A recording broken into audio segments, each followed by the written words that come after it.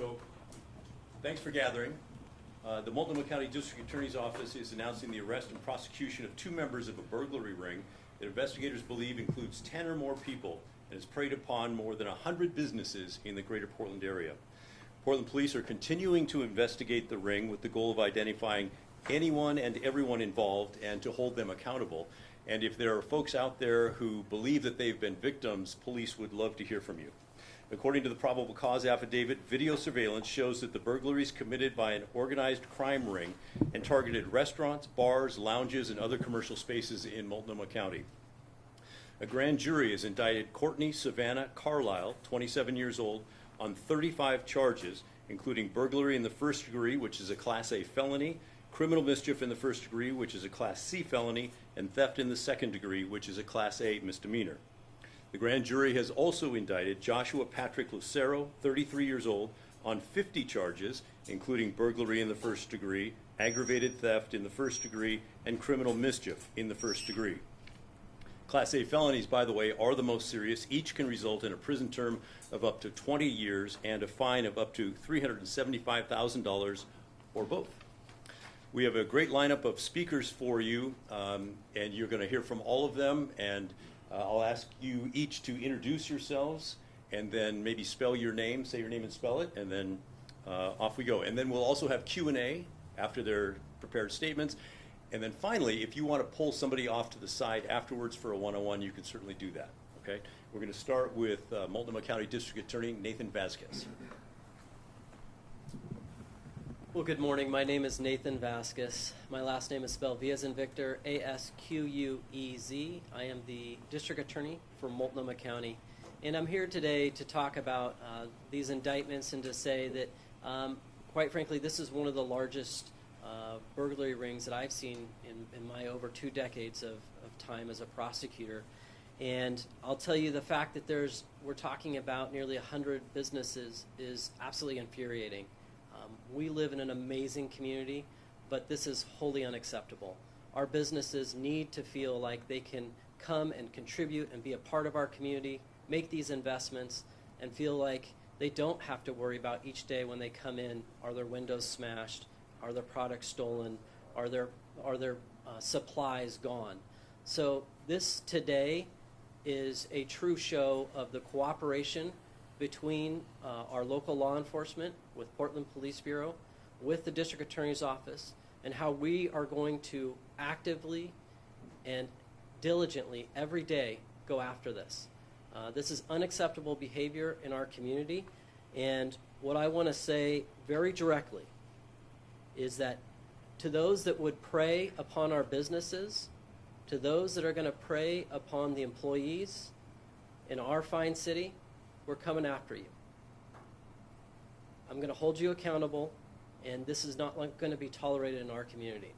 So today is an example of what happens when we come together, when the businesses, I want to give them an immense amount of credit. They called out to us and said, please come and help. The police met with us, we worked together, and we responded, and this is what can happen when we all come together to help these fine businesses as they're trying to do their part to make this an amazing community. So I appreciate you being here today, and I look forward to this discussion. Alex, why don't you step up and introduce yourself? Good morning. My name is Alexander Garcia. I'm a Deputy District Attorney with the Multnomah County District Attorney's Office. I am the Deputy District Attorney assigned to these matters. As the District Attorney stated, our goal is to hold all those responsible accountable here, and it is a shared interest of Portland Police Bureau and the District Attorney's Office and the business owners to identify the remaining individuals involved, seek them out, and hold them accountable and present all cases to grand jury. I appreciate you all being here today.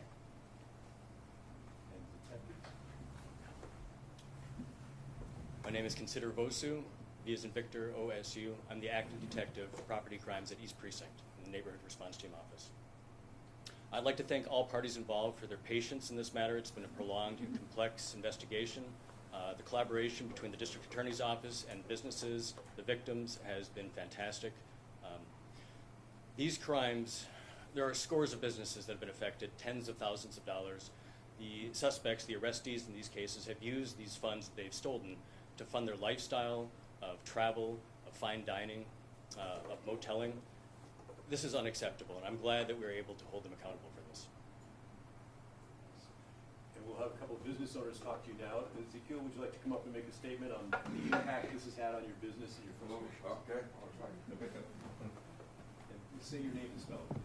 My name is Ezekiel. My last name Gutierrez, Gutierrez, and I am one more of those business owners in the community.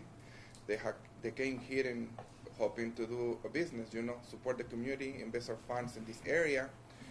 And after all, almost 3 years in, it's still facing the same issues we started with. Even before we opened, we had to push back up weeks to open because of burglary. Installed commercial heaters, thousands of dollars in damages, and it has been going on few months apart. Many break-ins in every way or form, stealing goods, materials, money. The damages itself set us back every time when we think we got better. And for the last 3 years, trying to find solutions, reach out, find answers, and honestly, not much help was happening. And the last one, that is part of this group, that they are working on fixing it, or working on getting these people held accountable for their actions, finally see that something is happening, something, and hope that this time these people actually gonna get what they deserve and allow us to actually do business, come to be part of the community, invest our resources, generate jobs and do something, but also to feel okay to go home and just have the businesses now to be worrying every day about the same thing. That deters customers from coming in. They don't think the community or the area is safe for them to come. We had to, pay out of our own money every month, few $1,000s just in private security on top of everything. And it's just more money that we had to invest over and over and over. And it's still the same situation. It's going forever. So I'm glad to hear that this time something is going to be done about it and that we're going to be okay. I mean, I'm very hopeful. This was a beautiful community. I mean, people were free, okay, to go out and enjoy a dinner, a drink, and business were thriving. And now many areas are doing okay, but in this specific area, business are dying. Every day you see something happening, someone just giving up and leaving town.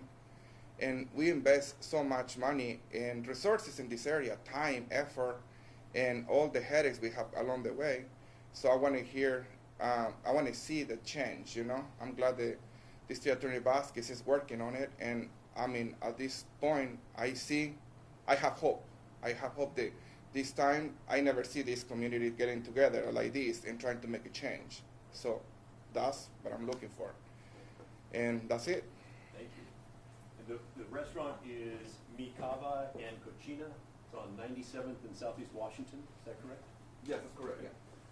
So next we'll have Shelley, who's been very generous in hosting us here. This business has also been one of the burglary victims. Good morning, everyone. I'm Shelley Garrett. I'm the Executive Director of Artichoke Community Music. This community has been around for 53 years. We've been here on PAL since 2017. In that time, we've had 11 burglaries, 8 in the last 4 years. This one was different. These people were absolutely professionals, and I'm so thankful that the Portland police were able to catch them. I looked at hours of video, and I couldn't tell who they were, but obviously people better than me were able to do that. And also the DA's office for actually charging them, and hopefully they will get the justice they deserve. We lost $8,000 worth of guitars, 4 guitars. We were targeted. They came in here and did whatever they wanted to do and left. We will probably never see those guitars again. The only good thing is that our community is so supportive. They were able to give us enough donations that we have significantly increased our security with ADT, and our rep is here today, thank you. Also, the donations from our community, we've had people give us amazing guitars to sell in our store. We've had so many acts that play here all the time do benefits for us. In fact, we have one tomorrow night. If you want to play the kazoo, come here. But the outpouring from the community has been great. Now that we have the support of the police and the DA's office, I feel a lot better about running this business. You know, it's a nonprofit. To hit us is even more heinous. Anyway, that's all I have. Thank you. Thank you, Shelley. So if you have questions for the business owners or for these folks gathered, let us know. Oh, by the way, is Nick Schumann here? That's me. Oh, well, Nick, come on up. Nick is the owner of Grassa, Yeah, Grassa and Largo. and also one of the people who's been victimized. If you just step on up and let them know what the impact has been. Hi, my name is Nick Sherman. I'm an operating partner at Lardo and Grassa and Blutos and all over Portland area. You know, in the past 4 months, we've been burglarized by this group, I believe, 6 times. Starting back in September, they first hit our location there. We weren't able to put the pieces together until the second time, and that was in November, I believe. And since then, we've had 4 more, most recently last week. You know, I'm super stoked that we got these people off the street. I just hope that we can get the rest of them, because it's not going to stop until we get them all. So I guess that's really all I have to say. You know, What's the impact then on your business? the impact, you know, it's mostly damages. You know, they've been able to make access to our safes and made away with monetary value, but that's the insignificant part. It really is the, you know, thousands of dollars worth of damages, anywhere from $3,000 to $6,000 per time as they make entry, whether it be the doors or using power tools to get into our safes that we have to replace every time. You know, and then also bulking up the safes each time, trying to figure out how to outsmart these folks. You know, we have invested in security. We've talked about going cashless. All of those didn't seem like great ideas, but we did. You know, we have done all those things, and we're just going to keep doing what we're doing and hope it gets better. Who has questions? Actually, sorry, I had a question for the Portland Police Department. You know, I commend you and thank you for your work on this, but you know, just as recently as last week, we had another break-in with what has been told to me to be the ringleader of the group, and response times still lack. You know, I have an alarm. It's an auto call. I actually said it was an active break-in. It was still about an hour before anyone showed up. You know, the first break-in we had, I was actually on the phone with dispatch saying they're still in the building. They were on their way. It was about a 35-minute response time, to which, you know, they left about 2 minutes before the police department got there. So what is the solution to actually getting a response to these break-ins in action, not just at post? So I'm Sergeant Craig Anderson. I'm the supervisor of the East Neighborhood Response Team. That's actually a more complex question than I can give you a simple answer to. The reality of it is the police bureau is still understaffed. The police bureau is taking action to mitigate that. We're hiring. I don't know the numbers off the top of my head. Mr. Benner may know those and may be able to speak on our recruiting and our hiring practices. But so if that happened in the middle of the night, I mean, it is a lean patrol response in those operating hours. And is that a great answer? No. I guess the follow-up, if I could, is we knew this ring was actively hitting over and over and over again. About 5:30 in the morning is when they were the most active, from what I've been told. You know, I just don't understand how an alarm comes in for an active break-in and it's not top priority when we're actively seeking and spending these resources trying to find these people. And one of the steps that we're taking during this investigation with these individuals is we did dedicate resources several times to try to catch them in a net, so to speak. Unfortunately, we didn't. It was the investigation and heads up on patrol officers during a day shift out of East Precinct that ultimately captured these 2 suspects. And I can add to Mike Butler with Portland Police. Response times is top of mind for Chief Day. He's aware of it. He's evaluating every possible way to fix that. As Sergeant Anderson alluded to, it is a very complex issue, and something to keep in mind too is when you call, you're seeing an active break-in, and we have X amount of officers. If there is, say there's an assault happening, or we have to prioritize, and so we have to go to the threat against a life. so there's a lot that goes into it, but I want you to know this is something Chief Day is very passionate about, and he's evaluating ways to improve that. And I don't have the number off the top of my head. That the number has improved, the minutes, the response times, but it's something that she was working on all the time.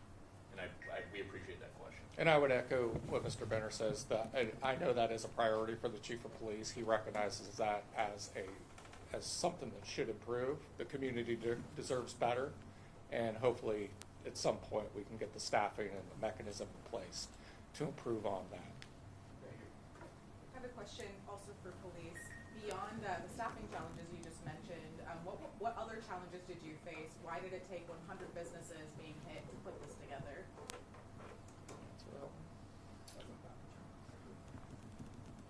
So the arrestees and the suspects in this case are highly mobile. They're not staying at one specific place for a very long period of time. They're using the funding that they've stolen to move from motel to motel, and they're couch surfing, which makes them ultimately difficult to locate. It took a lot of diligence and a lot of collaboration in order to arrest the two that we have, and just let it be known that we're making headway on other suspects right now. There should be some developments in the very near future. I'm curious how police was able to how they were able to connect these two suspects to this burglary ring. A lot of surveillance video, a lot of help with the victims, business owners of this crime who are playing an active role and giving us the information that we need in order to connect the dots between one crime and the next. The two that we have were not masked up in a couple of the burglaries, so we were able to identify them ultimately and arrest them. As Sergeant Anderson had said, East Day Shift had done a great job of disseminating this information and ultimately locating them and placing them under arrest. And speaking of surveillance, I'll be sending out about 18 minutes worth of surveillance at different businesses as soon as I get back to the office. One more question, if you don't mind. With that being said, I guess, I think that what we've captured so far is really a tip of an iceberg. I can tell you that I'm pretty close with the restaurant community in town. A lot of people don't report crimes because of the lack of action in the past. I guess my question being, how come the detectives in the police department haven't reached out, kind of done a canvassing, if you will, to local businesses, even if it were through Instagram or social media, saying, have you been broken into? Do you have footage of these people? Kind of fishing for that. I can speak.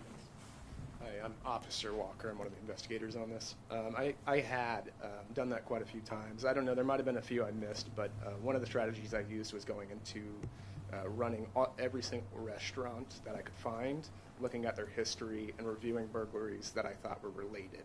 So any of those burglaries, I'd call these places, see if it was related, review the report, see if they went directly for the safe, forced entry, people with masks. I use that to kind of tie all of these cases together and find victims myself. There was a break-in overnight at the Escape Bar on Sandy. And they said they've been broken in multiple times. There was the pickle jar tea store that was broken into. There was a Gresham car wash that was broken into using a Sawzall type tool. Mm-hmm. Are these being looked at as connected? And when you hear of a break-in, how much are you honing in on it being a part of this larger ring? I am aware of the Gresham one. I am working with the Gresham detective on that one as well. It kind of just takes like a more in-depth investigation into this. A lot of the time we're connecting it with either vehicles, just the way they end up breaking in. We don't see this type of break-in very often. So as soon as I hear forced entry, sawzalls on the safes, things like that, my ears perk up. That's when I contact the business, review video footage, see what we have. If we can connect it, then now we have new leads onto possibly new vehicles being used or things. Just out of curiosity, what about the other two that I mentioned, especially the other one, the one overnight with the Escape Bar? Is that? That is not on my radar yet, but I will look into that. Do you want me to address a little bit of this too? Sure. Yeah. So one thing that is happening within the district attorney's office to address this is our build out of our strategic prosecution unit. And what we do is we use data, and so specifically this is absolutely a call for businesses to report. As we've heard here today, sometimes they're not being reported because there's a feeling that nothing's going to be done. And we're here today to say we are here, we are working, we want these reports. With strategic prosecution, what we do is we use a data analyst to comb through those reports to find commonalities, to put these cases together, to really get at this so that hopefully it doesn't reach this level. because, I'm sad to say that, while this one is terrible, it's not going to be our last. As we talk, we're talking about stuff that happened last night, right? So what we need to do is continue to come together as a community, law enforcement, the district attorney's office, business owners, and really attack this problem. And that means certainly we want our officers responding. We want our district attorneys being out in the community, working with law enforcement, and we're going to use our strategic prosecution resources to really look at that and try to head this off as much as we can. And overall, it's clear, and what I'm trying to send is a message to say, going forward, this is a new era. We're going to be out actively seeking this, working on these, coming after these individuals, because we want to create a different environment here in Portland, an environment that says it's healthy and safe for businesses to thrive. It is not healthy and safe for criminals to act with impunity. We heard mention of a alleged ringleader. Do we believe there is a ringleader? And also, how many people do you believe is involved in this ring? So we have two identified individuals at this point. It's Ms. Carlisle and Mr. Lucero. We know that there are additional people, upwards of 10. I do not know of a ringleader, as they all act pretty much in concert with one another. It's a similar style. As Officer Walker stated, it's a forced entry, sawzall tools, crowbars. It is an organized, professional type crime that is being committed, but I'm not aware of a ringleader at this point. What about the other half of this? Where does the stuff go? They must have a pipeline, something to get rid of the stuff. Where is it? So a majority of the losses have been monetary. As I've mentioned previously, they do spend that on lifestyle. They're spending it on travel, on lodging, and on fine food. There are items that are being sold, and we keep a lookout. We're looking on Craigslist. We're looking on OfferUp. We're trying to locate these items that have been taken from the victims here and get them back to them. Anybody else? Can you ask a question related? Just a second. Ezekiel has a question. Do you guys feel this time that the mayor of the Portland area is going to give you the right support to go after this financially, specifically for the police department? Do you guys feel like this time things are going to get better, or you guys going to fight this guy again to do your job? So it's an excellent question, and what it is about funding and support, and that comes in two ways. So yes, certainly through the city budget, when we talk about funding for our fine officers here, we're talking about the mayor and our new city council, and we are coming up on some difficult decisions and times, and I would urge the public, if this is an area of interest for you, to reach out to your local city councilors and reach out to the mayor and let them know how important it is to support local law enforcement. And as well, with the district attorney's office, we're also facing constraints at this time through our county commissioners. And certainly we're going to be looking at how we can do everything we can to effectively deliver public safety under those budgetary constraints, and we're looking at certainly asking for additional resources as well. And following that, one more question. Do you guys invite that person here to face us and talk to us about what it's going to do about us? Help us? Here's what happens that every day, well, I don't know about every day, but the county commission is over here on, I believe it's right off of the Hawthorne Bridge, and then you have City Hall. That's typically where they receive public comment on a regular basis.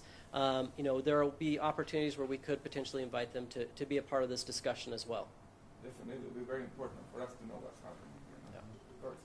Thank you. Channel 2, you had an off-topic question? A question about the other incident involving a Good Samaritan murdered by two teenagers who were arrested for allegedly murder. Can you talk about if they're going to be charged as adults? There's some talk about a purse snatching ring. Yeah. Here's all I can comment, because it is one that involves juveniles, so it makes it there's a little more difficult. But the process that we're going to go through is it will evaluate that. It will first be in our juvenile court, and then we will look at what's called a waiver to adult court. It's a process inside my office where we'll kind of go through the facts and determine if it's appropriate for waiver. Then we will go to the juvenile court and request that hearing, at which time the court will make a decision about whether or not the juveniles will be waived into adult court. I'll tell you that in the state of Oregon right now, If there's charges of murder or other serious crimes, and someone is between the ages of 15 to 18, they go to juvenile court.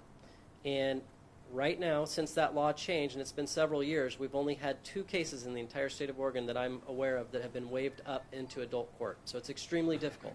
It's extremely difficult. And to clarify, the office has not made that decision whether to ask for the waiver? Yeah, I believe we just had the second arrest this week, and so we are going to carefully evaluate all that information that comes forward to make that determination. Can you talk about the ring of what you say is upwards of about 10, kind of what you're looking for within that ring? Who are these people? Are they men, women, ages, kind of whatever description you're able to give?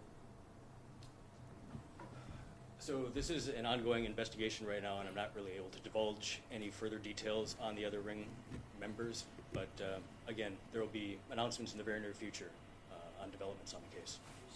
Are you worried they might flee now that these 2 other members are arrested? That's a possibility that they flee, but if we know who they are, ultimately we will find them and they will be held accountable. Okay, you guys good? And if you could just make sure that as you're wrapping up your reports, let people know that police are still looking for more victim businesses, and if there's any tips or businesses that are affected, please contact Portland Police.